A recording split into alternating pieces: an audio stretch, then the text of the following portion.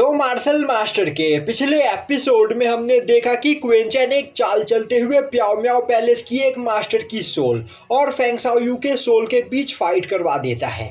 वहीं पर वह सोच रहा होता है कि इस फाइट के बाद फेंग शाओयू की सोल यहाँ पर इंजर्ड हो जाएगी, पर फेंग शाओयू बहुत ही ज्यादा पावरफुल होता है और अब वह अपने एक ही अटैक में प्याओ म्याओ पैलेस की मास्टर की सोल को डिस्ट्रॉय कर देता है, जो देखते ही क्वेंचन परेशान हो जाता है और अब वह वहां पर फेंग शाओयू के सोल से फाइट करने के लिए ब्लड सैक्रिफाइस टेक्निक को अपने रस्टी स्वॉर्ड के ऊपर परफॉर्म करता है। अब इससे क्वेंचन के रस्टी स्वॉर्ड की पावर काफी ज्यादा बढ़ जाती है और अब क्वेंचन अपने रस्टी स्वॉर्ड को कंट्रोल करते हुए फेंग शाओयू के ऊपर अटैक करने के लिए तैयार हो जाता है, जो देखते ही फेंग शाओयू अपने स्पिरिचुअल हैंड से क्वेंचन के रस्टी स्वॉर्ड के ऊपर अटैक करता है, पर रस्टी स्वॉर्ड से टकराते ही उसका स्पिरिचुअल हैंड डिस्ट्रॉय हो जाता है।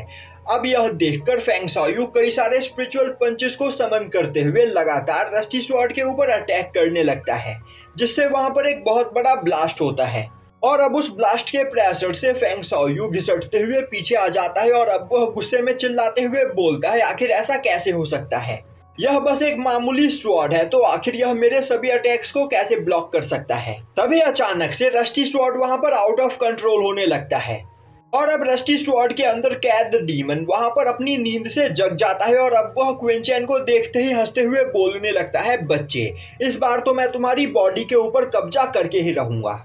और अब वह डीमन अपनी कुछ सोल एनर्जी को क्वेंचन की बॉडी के अंदर ट्रांसफर करते हुए उसकी बॉडी के ऊपर कंट्रोल पाने की कोशिश करता है, पर तभी क्वेंचन उस सोल एनर्जी को वहां पर रिफाइन करते हुए उसे अपनी बॉडी के अंदर एब्जॉर्ब कर लेता है। अब वह सोल एनर्जी इतनी ज्यादा खतरनाक और पावरफुल होती है कि उस सोल एनर्जी को एब्जॉर्ब करते ही क्वेंचन की बॉडी वहां पर ट्रांसफॉर्म हो जाती है और अब उस पावर की वजह से वह एक इमॉर्टल बीइंग में बदल जाता है, जो देखते ही फेंग शाओयू काफी ज्यादा परेशान हो जाता है। तभी क्वेंचन अपने रस्टी स्वॉर्ड को कंट्रोल करते हुए उससे फेंग शाओयू के ऊपर अटैक करता है, जो देखते ही फेंग शाओयू अपने चारों ओर एक बैरियर बनाते हुए उस अटैक को ब्लॉक करने की कोशिश करने लगता है, पर थोड़ी ही देर में उसके द्वारा बनाया गया बैरियर डिस्ट्रॉय हो जाता है और अब रस्टी स्वॉर्ड फेंग शाओयू की सोल को वहां पर इंजर्ड कर देता है, जो देखते ही फेंगली की हालत अब वहां पर खराब होने लगती है और अब वह काफी ज्यादा डर चुका होता है। वहीं पर फेंग शाओयू भी काफी ज्यादा परेशान हो चुका होता है और अब वह सोचने लगता है, आखिर अचानक से इस बच्चे की पावर यहाँ पर इतनी ज्यादा कैसे बढ़ गई, यह बच्चा कोई नॉर्मल पर्सन नहीं है, मुझे यहाँ से भागना होगा। यह बोलते हुए वह फेंगली को अपने साथ लेकर वहां से भागने की कोशिश करता है। तभी क्वेंचन उस पूरे एरिया को एक बैरियर के अंदर कवर करते हुए उन्हें वहां से भागने से रोक देता है, जो देखते ही फेंग शाओयू एक काफी पावरफुल अटैक करते हुए उस बैरियर को डिस्ट्रॉय करने की कोशिश करता है, पर उसके अटैक का वहां पर कोई भी असर नहीं हो रहा होता है और अब क्वेंचन बस अपने ऑरा प्रेशर को रिलीज करते हुए फेंग शाओयू के द्वारा बनाए गए स्पेस क्रिएशंस को डिस्ट्रॉय कर देता है, जिससे डेमोनिक सीक्रेट रेलम से आ रही पावर फेंग शाओयू की सोल को मिलनी बंद हो जाती है और अब क्वेंचन अपने ग्रीन लोटस फ्लेम का यूज करते हुए फेंग शाओयू के ऊपर लगातार अटैक करने लगता है, जो देखते ही फेंग शाओयू अपने चारों ओर एक बैरियर बनाते हुए उस अटैक को ब्लॉक करने लगता है और अब अपने आप को बचाने के चक्कर में फेंग शाओयू का ध्यान फेंगली के ऊपर से हट जाता है और फेंगली उसके द्वारा बनाए गए बैरियर से बाहर निकल जाता है। इस मौके का फायदा उठाते हुए क्वेंचन अपने ग्रीन लोटस फ्लेम से अटैक करते हुए फेंगली की बॉडी को जलाकर राख कर देता है। अब फेंग शाओयू गुस्से में चिल्लाते हुए बोलता है, तुम भले ही कोई भी हो या फिर कितने भी ज्यादा पावरफुल हो, एक ना एक दिन मैं तुम्हें ढूंढ निकालूंगा और तुम्हें एक कुत्ते की मौत मारूंगा,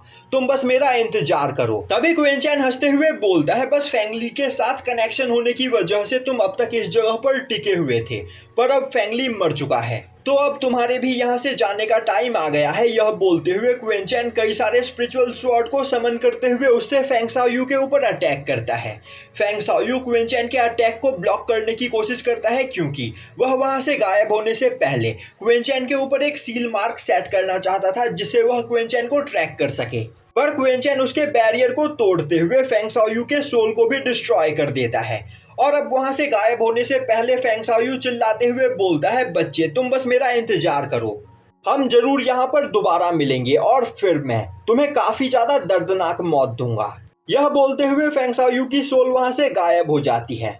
अब फेंग शाओयू के वहां से गायब होते ही क्वेंचन भी वापस से अपने नॉर्मल फॉर्म में आ जाता है। वहीं पर यह सब देखकर क्वेंसू चैंगसी और रोयू तीनों ही काफी ज्यादा डर चुकी होती है और अब क्विंसू बोलती है क्वेंचैन, क्या फेंग शाओयू की सोल सच में अब यहाँ से जा चुकी है? पर क्वेंचैन कुछ भी नहीं बोलता है क्योंकि उसके रस्टी स्वॉर्ड के अंदर कैद डीमन वहां पर अवेक हो चुका होता है और अब वह डीमन धीरे धीरे क्वेंचैन की बॉडी के ऊपर कंट्रोल करने की कोशिश कर रहा होता है, जिसे रोकने के लिए क्वेंचैन अपने रस्टी स्वॉर्ड की पावर को सप्रेस करने की कोशिश करता है। पर वहां पर क्वेंचैन की सोल उस डीमन के डेमोनिक ऑरा से करप्ट हो चुकी होती है और इस बारे में हसलमैन क्विंसू को बताता है, जो सुनते ही क्विंसू परेशान हो जाती है और बोलती है तो आखिर हम यहाँ पर क्वेंचैन को कैसे बचा सकते हैं? हसलमैन बोलता है आपको मास्टर क्वेंचैन के लिए परेशान होने की कोई जरूरत नहीं, क्योंकि मास्टर क्वेंचैन के पास गोल्डन डेमोनिक सीड है, जिस वजह से कोई दूसरा डीमन मास्टर क्वेंचैन की बॉडी के ऊपर कंट्रोल नहीं पा सकता है। पर तभी हसलमैन देखता है कि हेवनली गोस्ट सेक्ट का वह ओल्ड मैन जुआन युआन एम्पायर के मास्क मैन के साथ वहां से भागने की कोशिश कर रहा होता है, जो देखते ही वह काफी तेजी से उनका पीछा करने लगता है। पर तभी वह मास्क मैन हसलमैन के ऊपर एक अटैक करते हुए उसे नीचे गिरा देता है और अपनी फुल स्पीड में वहां से भागने लगता है। तभी अचानक से वह अपने सामने से वू हुआंग को अपनी ओर आते हुए देखते हैं। अब वू हुआंग को देखते ही वह मास्कमैन वू हुआंग के पास जाते हुए बोलता है, मास्टर वू हुआंग, फाइनली आप इस जगह पर आ ही गए। यहाँ पर एक पर्सन ने प्रिंस फेंगली को जान से मार दिया है और वह बहुत ही ज्यादा पावरफुल है, जिस वजह से मैं अकेले उसे फाइट में नहीं हरा सकता हूँ। पर अगर हम दोनों एक साथ मिलकर यहाँ पर काम करें तो हम उस पर्सन से प्रिंस फेंगली का बदला ले सकते हैं। यह सुनते ही वू हुआंग बोलता है, मुझे बताओ कि आखिर वह पर्सन कहाँ पर है? जो सुनते ही वह मास्कमैन खुश होते हुए हसलमैन की ओर इशारा करता है।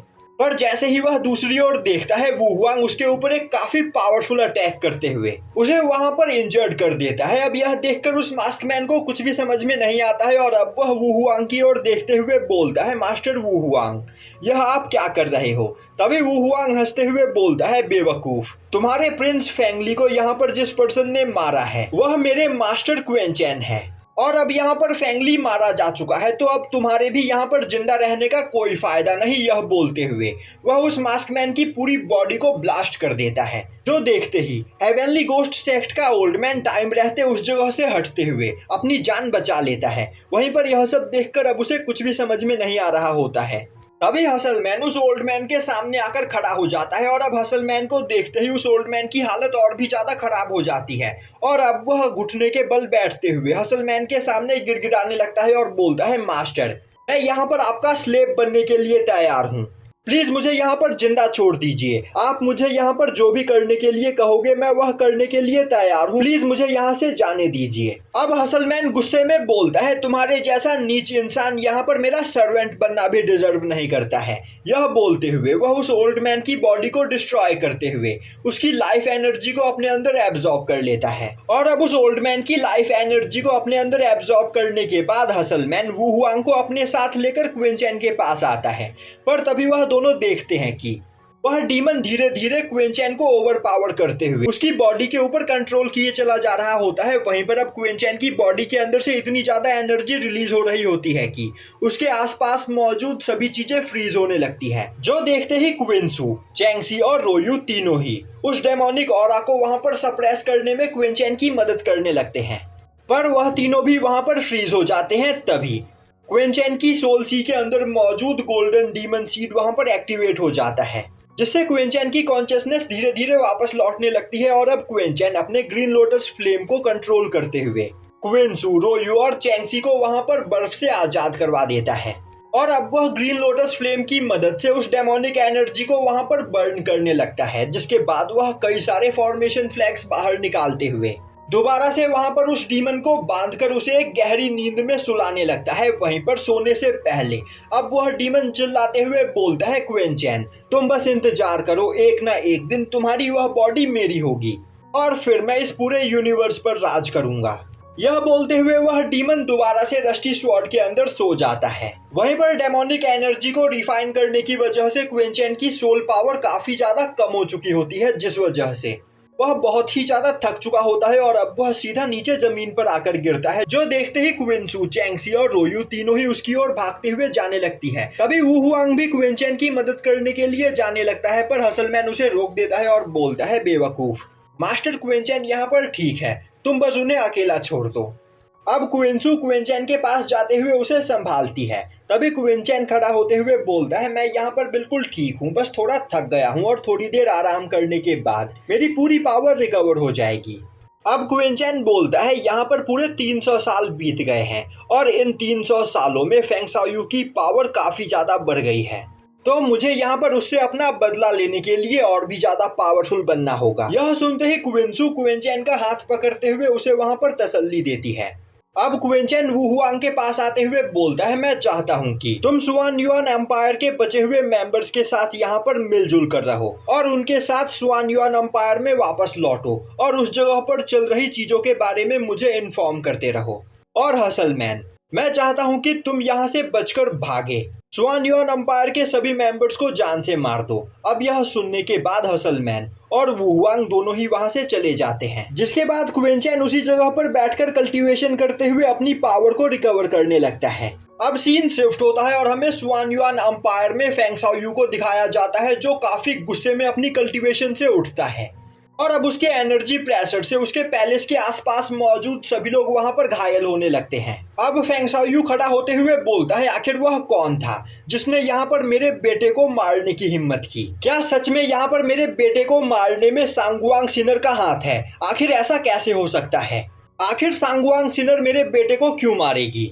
और तो और आखिर उस जगह पर डीमन क्लैन का एंशिएंट डीमन क्या कर रहा था? मैंने यह सुना है कि सांगवांग सिनर आजकल कुछ डीमंस के साथ मिलकर यहाँ पर कुछ बड़ा प्लान कर रही है, तो जरूर यहाँ पर मेरे बेटे को मारने में सांगवांग सिनर और प्याओ म्याओ पैलेस का ही हाथ है।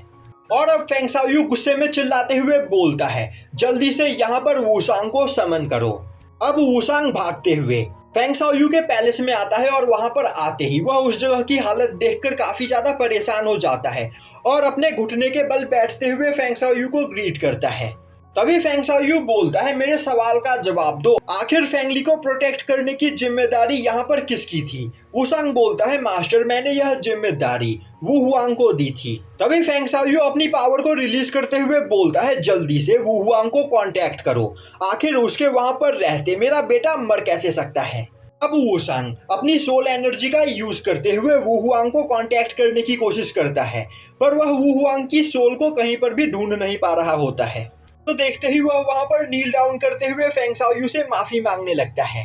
अब फेंग शाओयू गुस्से में बोलता है, तो क्या वू हुआंग भी उस जगह पर मारा गया? मैं चाहता हूं कि तुम अपने सबसे ज्यादा पावरफुल वॉरियर्स को लेकर सीधा यहाँ से गुयू वर्ल्ड में जाओ और वहां से उस पर्सन को पकड़कर मेरे पास लेकर आओ जिसने मेरे बेटे को मारने की हिम्मत की है। और हाँ, इस बात का ध्यान रखना कि वह पर्सन प्याओ म्याओ पैलेस से कनेक्टेड है। अब वूसान काफी जल्दी में वहां से भाग जाता है और अब थोड़ी ही देर में पूरे सुआन युआन एम्पायर में तहलका मच जाता है, क्योंकि वूसान ने अपने सबसे ज्यादा पावरफुल सबऑर्डिनेट्स को एक जगह पर इकट्ठा किया होता है और अब वह उन सभी लोगों को एक साथ लेकर गुयू वर्ल्ड की ओर जाने लगता है। अब सीन शिफ्ट होता है और हमें दिखाया जाता है कि डेमोनिक सीक्रेट रैलम में काफी देर तक कल्टीवेशन करने के बाद भी क्विंचैन की सोल पावर रिकवर नहीं होती है, जो देखते ही क्विंसू उसके लिए परेशान हो जाती है और अब वह क्विंचैन के पास आते हुए उसे वहां पर संभालती है। दूसरी ओर रोयू और चैंगसी भी क्विंचैन के लिए परेशान हो रही होती है, जो देखते ही क्विंचैन उनसे उनकी इंजरीज के बारे में पूछता है।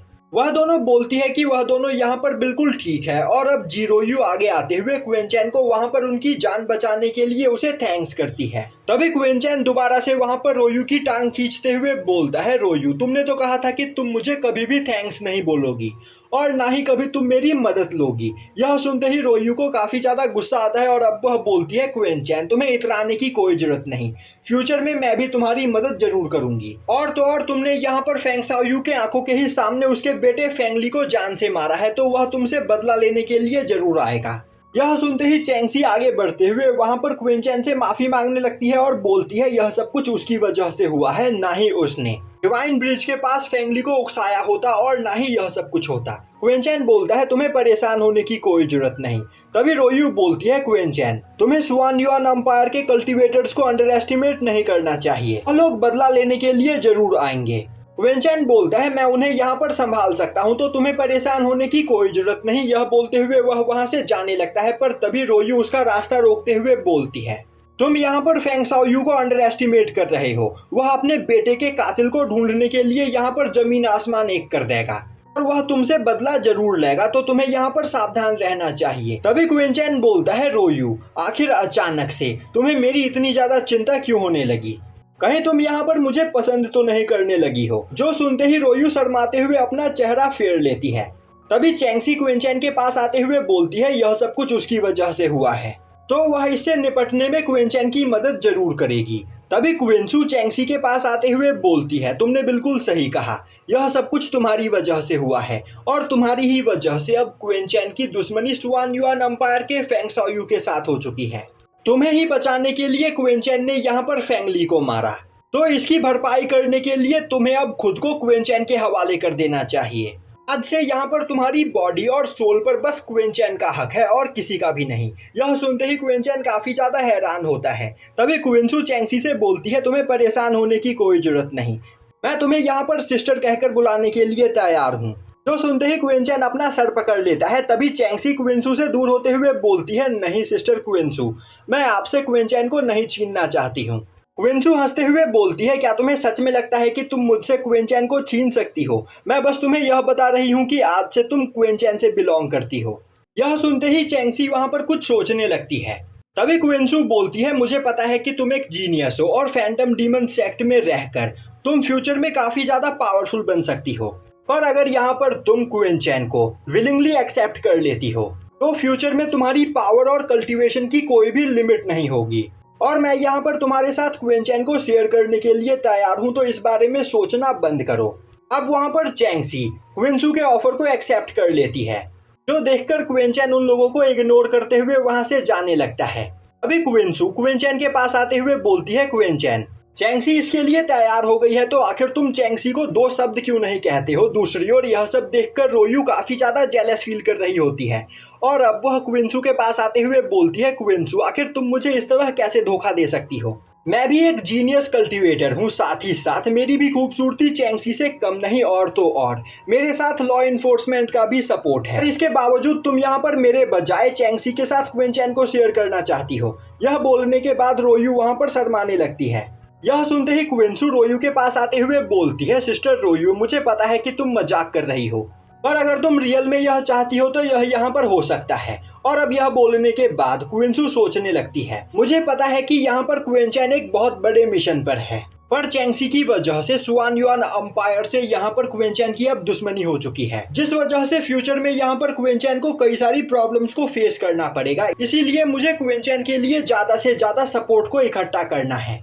जिससे टाइम आने पर हम लोग क्विंचैन की मदद कर सके।